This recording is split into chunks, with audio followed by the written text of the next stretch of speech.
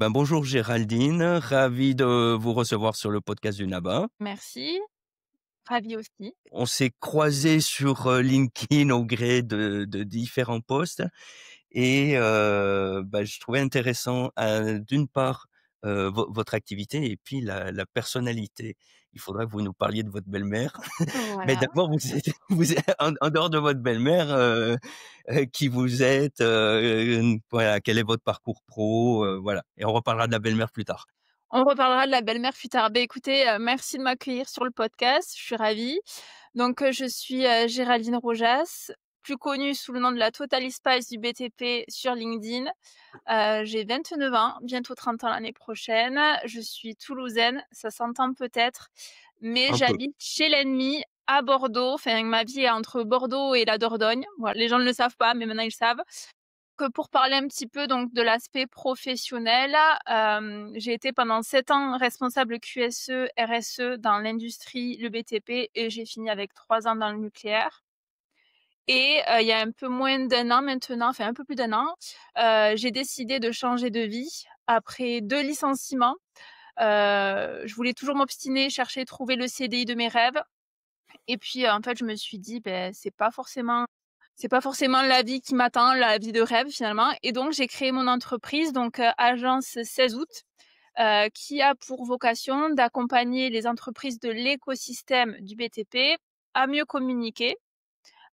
Et donc principalement ma communication est sur LinkedIn, et aujourd'hui j'ai une belle communauté fidèle qui me suit, dans toutes, mes publications un peu plus loufoques les unes que les autres et voilà écoutez, sinon à part ça, je suis une amoureuse de la vie, et puis je suis très, voilà, très positive et je suis très contente d'être avec vous aujourd'hui, dans ce super podcast. Votre activité aujourd'hui, ça va être alors on parle beaucoup de LinkedIn, mais j'ai l'impression que c'est plus large que ça, hein? Oui, c'est ça en fait, moi ma communication aujourd'hui elle est sur LinkedIn, j'ai pas de site internet, j'ai pas d'autres réseaux, enfin j'ai lancé un Instagram il y a peu de temps, mais aujourd'hui voilà 90 de mes clients Mmh. viennent sur LinkedIn.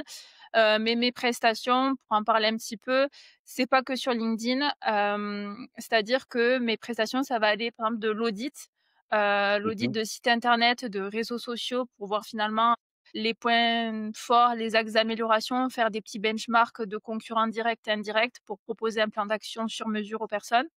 Ensuite, ça va être tout ce qui est aussi stratégie, de communication en fonction des objectifs, des cibles, de l'analyse, approfondie du persona, et on va élaborer un planning édito sur, 1-2 mois, 3 mois, enfin peu importe, à raison de 1 post par semaine, 3 posts par semaine, enfin peu importe et ensuite, il y a la partie où je vais faire, voilà, tout ce qui est analyse aussi approfondie, voir ce qui a fonctionné, moins fonctionné, ajuster. Et après, je propose aussi des petites sessions, one-one, faites pour des sessions, on va dire, de coaching. Donc j'ai une formule avec, 3 visios de 1 heure et demie où là, en fait, la personne va me parler un petit peu de ses problématiques et comme je suis un peu un tyran, je donne des devoirs à faire, d'une session à l'autre parce que dire: «Oui, je vais faire ça», c'est bien beau, mais prendre un engagement, c'est une autre chose. C'est votre côté maîtresse d'école, c'est ça, hein? Voilà, mais C'est voilà, une donc du coup, vocation je fais manquée ou comment? c'est une vocation manquée, maîtresse d'école? J'aurais pas la patience. J'adore les enfants, j'ai une petite fille, ça me va. Elle est adorable, hein, mais non, non, mais c'est un petit amour, mais voilà, ils ont tout mon respect, les professeurs d'école, mais honnêtement, avoir 30 élèves, franchement, je leur tire mon chapeau. Par contre, vous donnez des devoirs donc Oui, à non, vos mais clients? parce qu'en fait, comme ils ont personne qui gère la com et qu'en fait, ils ont envie de se Mmh. former, forcément, si, je leur dis: «Beh, on se voit dans 2 semaines», je leur laisse quand même le temps. Mais voilà, dans 2 semaines, par exemple, mais voilà, c'est tu vas devoir réfléchir ou créer un post ou peut-être, retravailler un petit peu ta stratégie et cetera. Mais je leur donne, voilà, des missions avec, un délai, mais parce que, voilà, ils ont besoin aussi d'avoir une structure, mais bien sûr, c'est pas des choses qui vont leur prendre, 2 heures dans la semaine ou 2 heures dans la journée. Ils ont pas forcément le temps, mais c'est qu'en fait, je veux quand même qu'ils s'y penchent et que même s'ils le font 1 heure avant notre visio, au moins qu'ils le fassent, quoi. Voilà. Oui, j'imagine que c'est souvent 1 heure avant la visio. Après, ils s'organisent comme ils veulent, mais après, voilà, enfin, s'ils peuvent pas le faire pour X ou Y raison, après, enfin, voilà, moi, je donne juste le cadre, mes conseils, après, ils les appliquent ou pas, mais en général, ils le font. Ouais, et puis c'est un petit peu l'objectif aussi, quoi, Mmh. voilà, ouais, ouais, ouais, ouais. et vous prenez en charge la communication pour le compte des clients ou c'est juste les accompagner pour qu'eux puissent le faire? Il y a peut-être les Non, 2 cas de figure. mmh, c'est ça. En fait, j'ai 2 cas de figure. J'ai des clientes, alors là, dans ces cas-là, c'est plus des femmes, en fait, qui ont juste besoin, entre guillemets, d'être, accompagnées. Donc là, c'est là les fameuses sessions de coaching où voilà, elles prennent un petit peu de recul parce qu'elles sont souvent seules et cetera et elles veulent voir, comment orienter leur business. Et après, j'ai des clients, qui veulent vraiment déléguer, ils ont pas le temps, ça les parler un peu vulgairement, ça les fait chier. La com, c'est le cadet de leurs soucis, mais ils ont quand même la conscience que c'est aujourd'hui indispensable, que le bouche à oreille, ça a Mmh. quand même des limites et ils Ouais. voient quand même l'intérêt. Donc j'ai pas besoin, entre guillemets, «de les éduquer» sur l'importance de la com. Ils en ont bien conscience, donc déjà ça, c'est un step, pas négligeable. Et en fait, ils me disent: «Je te fais confiance, fais ce que tu veux». Bon, fais ce que tu veux, bien sûr, dans la manière, voilà, fais ce que tu veux à mon image, évidemment. Mais en fait, voilà, ils vont me dire: «Tu me fais la stratégie, tu fais les posts». Il y en a, j'ai leur compte. Bien sûr, je fais toujours signer une clause de confidentialité en disant que, voilà, je vais sur la page LinkedIn ou sur la page Instagram, pardon, je poste les choses, mais en aucun cas je vais voir, par exemple, les messages privés, parce que je peux très bien aller me dire: «Il a un super réseau BTP, je vais aller faire un petit peu mon marché».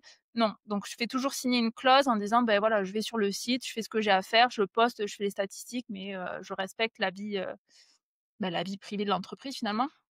Donc voilà, je fais autant des 2, l'aspect, vraiment, stratégique, réflexion, faire un petit peu un pas de côté sur le business et après vraiment que de l'opérationnel où, je vais créer toute une charte graphique, tous les supports, tout l'aspect rédaction et voilà. Je veux bien revenir sur un point, vous parliez du bouche à oreille et je vois beaucoup d'entreprises, heu, qui fonctionnent plus ou moins, avec du bouche à oreille.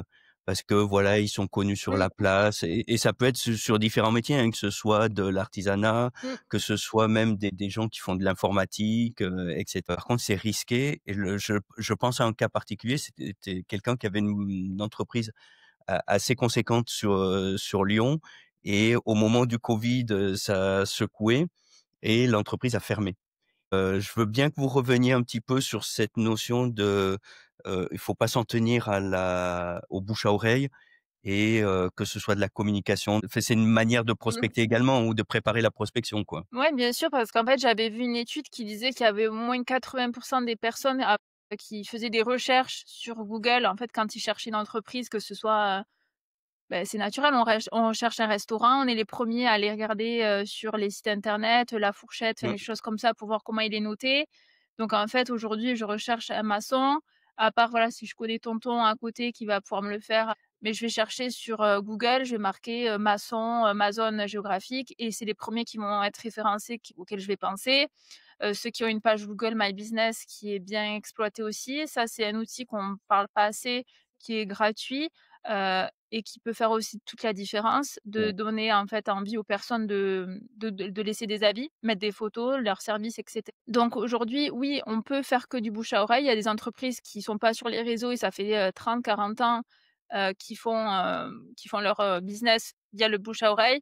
Mais aujourd'hui, par exemple, pour une entreprise qui se lance, avec toute la concurrence qu'il y a, peu importe le domaine, si on n'est pas sur les réseaux, je pense que c'est un peu compliqué. Il y a pas besoin d'avoir une usine à gaz, il y a pas besoin d'avoir un expert, marketing, communication qui va vous prendre 10 000 € par mois. Juste une bonne stratégie, qu'on comprenne vraiment bien l'ADN de votre entreprise, pourquoi on devrait faire appel à vous, quelles sont les solutions que vous allez apporter, mettre en avant aussi, la fiabilité, toutes, les qualités que vous avez, mais en Mmh. montrant des preuves. Parce qu'aujourd'hui, bon, dans mon ancienne vie, donc j'étais responsable QSE et RSE.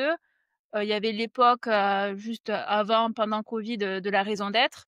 Beaucoup d'entreprises disaient: «On fait de l'énergie verte, la solidarité» et cetera et quand on creusait derrière, on voyait qu'il y avait rien du tout. Donc en fait, dire des slogans, des choses comme ça, c'est bien, mais en fait, il faut montrer derrière que oui, on est réactif et en fait, montrer des cas concrets en disant: «Bah oui, on est réactif, par exemple, sur ce chantier-là, je sais pas, on a un retard de livraison et on a quand même livré à temps ou on a livré une semaine après, mais parce que voilà, il y avait des intempéries et cetera. Mais voilà, on a prévenu le client, on l'a pas laissé dans l'inconnu». Donc voilà, montrer les choses, quoi. Ça me fait penser à il y a une entreprise française qui s'appelle Welcome to the Jungle, Ah oui, je connais, qui oui. qui est sur le recrutement et justement un de leurs, points, c'est, souvent les entreprises vont mettre voilà nos valeurs, Mmh.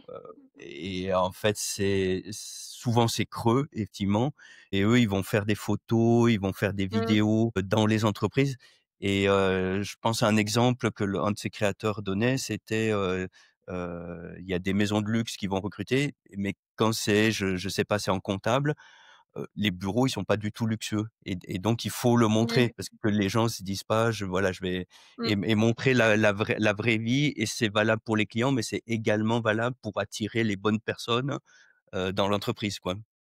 Et en fait, j'irai plus loin, mais je pense qu'aujourd'hui, un levier qui est pas forcément exploité tant pour, recruter que pour être visible, c'est d'impliquer les salariés dans la communication. Aujourd'hui et ça, c'est quelque chose de très important de leur en fait, les former, donner des outils en disant: ben finalement que vous publiez sur, LinkedIn, Facebook, Instagram, peu importe, en fait, ça va être démultiplié, démultiplié et Démultiplier. donc en fait, à chaque réseau donc en fait, vous êtes les meilleurs ambassadeurs finalement. Par Mmh. exemple, demain, je veux travailler dans faire une reconversion, je veux être, menuisier et en fait, je sais pas, que je vois une entreprise qui met, les valeurs machin et cetera et à contrario, je vois, par exemple, une vidéo de, Jean-Paul, 40 ans, qui cherche, un apprenti, menuisier. Voilà ma vie, voilà, je suis allé sur ce chantier-là, le client c'était ça, vis ma vie un petit peu, en montrant, beh, voilà, l'objectif c'était pas de glamouriser, de faire en sorte, voilà, les strass, les paillettes, mais de montrer la vraie vie. Ça aura beaucoup plus d'impact, une vidéo faite avec un téléphone, pas forcément le dernier iPhone, hein, mais une vidéo, filmée, pas à l'arrache, mais on se comprend, aura beaucoup plus d'impact que, un flyer tout léché finalement, Ouais, ouais, ouais. donc ça, c'est important aussi aujourd'hui à prendre en considération de d'éduquer les salariés et aussi de montrer l'exemple. C'est comme tout, c'est comme dans une démarche QSE, donc là, c'est l'ancienne casquette qui parle. Mais si l'employeur montrait pas l'exemple en portant les EPI, en respectant les consignes, bah, pourquoi on se dirait: «Bah, pourquoi moi je vais mettre mes EPI alors que le boss, lui, il s'en fout, il va dans l'usine sans mettre son casque, les bouchons d'oreilles et cetera». Beh, finalement, c'est la même chose pour la com. C'est si lui, il poste pas ou qu'il nous donne pas, par exemple, des idées de posts à faire ou des routines d'engagement, bah, pourquoi je m'embêterais? C'est pas dans ma fiche de poste. Ouais, ouais, ouais. Alors c'est marrant parce que je lisais, bah, c'était ce matin quelqu'un, qui voilà, qui travaille, c'est une ancienne personne de LinkedIn qui disait pour engager, les salariés, il dit: «C'est pas juste faire des challenges et cetera. Faut qu'ils aient que eux mêmes ils trouvent leur intérêt» Mmh, et il disait, bah, notamment, il dit: «Bah, en fait, vous parlez de votre activité, bah, c'est bon pour l'entreprise, mais c'est aussi bon pour votre mmh, carrière». mmh, Quelque part, vous valorisez votre travail, quoi. C'est bon pour tout mmh. le monde, c'est bon pour C'est un cercle l'employeur, mais c'est vertueux, ouais. aussi bon pour l'employé. Mmh. C'est ça, tout à fait. Non, non, je disais, c'est un cercle vertueux. Oui, oui. Non, non, c'est très intéressant. Là, on arrive au moment, les gens ont compris et puis de toute façon, ils pourront venir vers vous, pour en savoir plus, sur ce que vous faites et cetera. Quand un client arrive chez vous, ça se passe comment en termes d'étapes? Donc ouais, aujourd'hui, donc 90 de mes clients, c'est sur LinkedIn. Les 10 restants, c'est de la recommandation. Donc merci déjà à eux. Comment ça se passe? En général, alors je suis un peu moins assidue, mais c'est vrai que j'essaie de prendre toujours le temps d'envoyer un petit message à toutes les personnes qui m'ajoutent ou que j'ajoute. C'est vrai que bon, en ce Mmh moment, mh. je pourrais me faire taper sur les mains parce que voilà, j'essaie de le faire, mais pas forcément toujours. C'est un message, «lambda» entre guillemets, mais je ne vends absolument pas. Je dis pas, «Viens m'acheter» ou enfin peu importe. C'est vraiment un message bienvenu parce que j'estime que, Mmh. bah, déjà la personne, m'accueille dans son réseau donc si on a un réseau et qu'on communique pas, je vois pas l'intérêt. Après ça, c'est que mon avis et si une personne, voilà, me demande des informations ou elle est intéressée, moi, je vais de suite envoyer un message pour qu'elle m'explique un petit peu son besoin, ses attentes parce que, voilà, si par exemple, elle recherche à faire un site internet, c'est souvent arrivé, moi, je leur dis: «Je fais pas ça, j'ai pas les compétences, mais par contre, voilà, je connais un confrère, une consoeur de qualité, donc je peux te donner son numéro, j'ai rien à gagner, mais vas-y». Donc déjà, pour savoir déjà si je suis capable ou pas et après ce que je propose, c'est je donne mon numéro perso, tout le monde a mon numéro, mon WhatsApp et en fait, soit on prévoit une visio, soit un appel pour, en fait, en savoir un petit peu plus sur le besoin de la personne, qui m'explique un petit peu où il en est, ses besoins, ses attentes et cetera et moi, suite à ça, je lui dis, ben voilà, si je suis capable aussi de le satisfaire. si j'ai le temps, dédié parce que voilà, si je suis «full» entre guillemets, ben, j'ai pas envie de dire oui pour, bien bâcler la prestation et après j'annonce aussi, je demande, s'il a vu mes prix parce que voilà, j'affiche ouvertement mes prix, hein, enfin j'ai pas de tabou avec ça. Tout travail mérite salaire et ma valeur, ben voilà, je l'ai mis Bah, en tout le monde a un accès et ça peut me porter, préjudice parce que, beh, mes concurrents peuvent se dire: «Beh, tu Géraldine elle facture ça, à temps. Moi je fais à moins 40. Après chacun fait comme il veut, il y a du travail pour tout le monde, attention et je leur dis bien que voilà, par contre, s'ils ont besoin d'une prestation, toutes mes prestations sont éligibles au paiement CPF et à l'OPCO. Donc déjà ça plaît à certaines personnes qui veulent avoir un accompagnement en communication, mais qui veulent pas avoir un impact sur la trésorerie. Donc voilà, je leur propose ça et s'ils me disent: «OK, beh, écoute, ça pourrait bien me plaire» et cetera. Donc en fait, moi, je leur envoie alors ça dépend, si c'est sans CPF, je leur envoie un devis, mmh et si c'est avec le CPF, donc c'est une trame d'accompagnement parce qu'après voilà, je fais du portage Qualiopi, donc voilà, c'est toute un process différent. Je leur envoie un devis, je leur dis: «Il est pas figé dans le marbre». Voilà, s'il y a besoin de modifier des choses, d'enlever, d'ajouter, enfin peu importe, on l'ajuste et après, beh, la personne elle, valide. Je demande toujours 50 en acompte ou la totalité, ça a jamais posé problème, voilà et je commence à travailler, beh, une fois où la personne a réglé, parce que tout travail mérite salaire, évidemment. Et après, suite à ça, quand on va faire des stratégies et cetera, j'envoie des questionnaires qui sont assez poussés. Les gens sont assez étonnés, ils me disent: «Ah, ça prend du temps», mais je les préviens toujours en amont en disant: «Beh, moi, pour faire une stratégie de communication et créer des posts, si je connais pas ton ADN, si je connais pas le pourquoi tu as créé ton entreprise, si je connais pas les gars qui travaillent avec toi, si je connais pas tes projets, tes clients et cetera, comment veux-tu que j'ai de la matière pour faire des choses qui te ressemblent?» parce que oui, je peux faire des plaquettes que ça va ressembler à Pierre-Paul Jacques, mais c'est pas l'intérêt. Donc ils ont mh. quand même un travail à fournir et en fait, moi, je travaille sur Trello. C'est un peu le Notion mais version un peu plus simple. Voilà, moi, je trouve que, voilà, il faut pas avoir fait bac+12 pour comprendre. Déjà, moi, si je comprends, voilà, c'est très bien. Il y a un calendrier, il y a tout, on peut déposer les choses, il y a des Ouais, checklists. Donc je leur crée leur espace. Ils ont tous accès illimité à mon WhatsApp. Après, comme je leur dis, on sauve pas des vies. Donc à 2 heures du matin, je dors. Donc pour me dire: «Oui, tu as oublié de mettre, le tournevis sur la template», je peux le faire demain matin, j'ai pas de souci, je suis réactive sur ça. Mais voilà, on sauve pas des vies. Je suis réactive, j'ai bien conscience que mes clients ne font pas 8 heures, 17 heures. Donc s'il y a besoin de faire une visio, pardon, à 6 heures le matin ou à 20 heures le soir, je m'adapte, voilà, je m'adapte. Donc suite à ça, beh, je leur envoie, beh, une stratégie, le planning édito et cetera et une fois qu'ils me le valident, rebelote, je leur envoie donc, une checklist avec toutes les photos dont j'ai besoin pour créer les posts, parce que je vais pas mmh les inventer et une fois que c'est bon, moi je rédige les posts, je les mets sur le Trello, je leur demande toujours la validation parce que je vais pas publier sans la validation. Si par exemple j'ai fait une faute, ou j'ai oublié de taguer, Pierre-Paul Jacques ou je sais pas. Donc c'est eux qui valident toujours.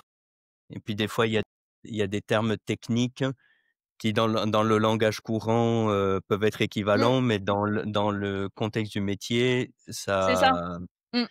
il y a des termes précis à utiliser. Donc voilà, c'est pour ça sur des choses un petit peu plus voilà, j'ai un client, je pense, qui f est expert, charpentier toiture, mais un peu haut de gamme à Paris. C'est sûr qu'à un moment, on avait fait Mmh un poste un peu technique. J'ai fait aussi mes recherches parce que, beh, à un moment donné, que Google avec tout ça, si moi je suis pas capable de faire des recherches, je vais pas lui demander: «Est-ce que vous pouvez m'expliquer?» Bien sûr, si j'ai besoin de plus de notions, mais après je me forme aussi, déjà parce que, beh, ça me plaît aussi de comprendre et de pas être une coquille vide, hein, bien sûr. Mmh. Mais voilà, si vraiment j'ai besoin d'avoir des infos, j'hésite pas à demander, bah, voilà, d'avoir, l'humilité de dire: «Beh, je connais pas tout, donc expliquez-moi» et les gens en Mmh général, ça mh. les embête jamais. Ils sont plutôt friands de ça, de se dire: «Beh, c'est cool, elle s'intéresse quand même à nous, quoi». Oui, puis les gens sont plutôt intéressés, surtout sur des choses un peu Ouais, spécifiques ou techniques où, ça met en valeur leur activité aussi, quoi bah, c'est et ça. Mmh, tout leur savoir-faire. c'est ça, tout à fait. Bon, ben, c'est super. On vous retrouve sur LinkedIn si j'ai bien compris, hein? C'est ça, on me retrouve, sur LinkedIn, Géraldine Roujas, la totale espace du BTP. Vous allez voir, j'ai plein de tatouages partout. Je parle de belle-mère, d'ex, de Tinder. J'adore, Est-ce j'aime qu'elle bien a est-ce qu'elle a passé de bonnes vacances, la belle-mère? oh oui, oui, oui, tout le monde va bien. Non, non, mais De après derrière le camping-car, derrière le camping-car. Non, non, j'aime bien, ça me fait rire, les gens iront regarder. les gens iront regarder, voilà. Ne prenez pas peur. Elle va bien alors. Oui, ça va, elle a envie, ça va, elle respire. Bon, eh ben, en tout cas, merci beaucoup, c'était très intéressant. Est-ce qu'il y a une dernière chose, qui a pas été évoquée et que vous voudriez ajouter? Non, mais la phrase que j'aime bien dire, c'est, voilà, il faut se donner les moyens de ses ambitions. Faut pas avoir peur, de déranger, oser et s'il y a 1 de chance que ça fonctionne, alors allez-y. La vie est belle. Bon, ben, c'est super. Ben, merci beaucoup Géraldine Merci. et puis à très bientôt donc, sur les réseaux. À très bientôt. Au revoir Marc.